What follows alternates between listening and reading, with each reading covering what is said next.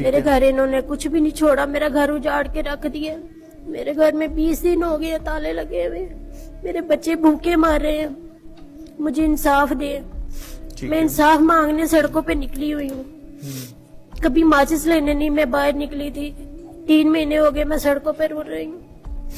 ابھی کہاں پہ رہ رہی ہیں آپ؟ میں اپنے بہنوئی کے گھر میں. اپنے گھر کیوں نہیں جا رہی؟ سر وہاں راشن نہیں ہے, کچھ بھی نہیں ہے کھانے کو. آپ کے خاوند کے اوپر پہلے کبھی پرچہ ہوا ہے؟ نہیں, کوئی پرچہ نہیں ہوا. وہ تو چھٹی نہیں کرتے, سال میں 3 چھٹیاں کرتے ہیں. چرس پیتے ہیں وہ؟ سگریٹ سادہ نہیں پیتے میرے میاں. سگریٹ پینے والے کے پاس نہیں بیٹھتے, اتنی نفرت ہے ہمیں. میرے دوستو, یہ صورتحال ہے پاکستان کی, پنجاب پولیس کی. ایک طرف تھانوں کا یہ کلچر ہے جس کو ہم دیکھتے ہیں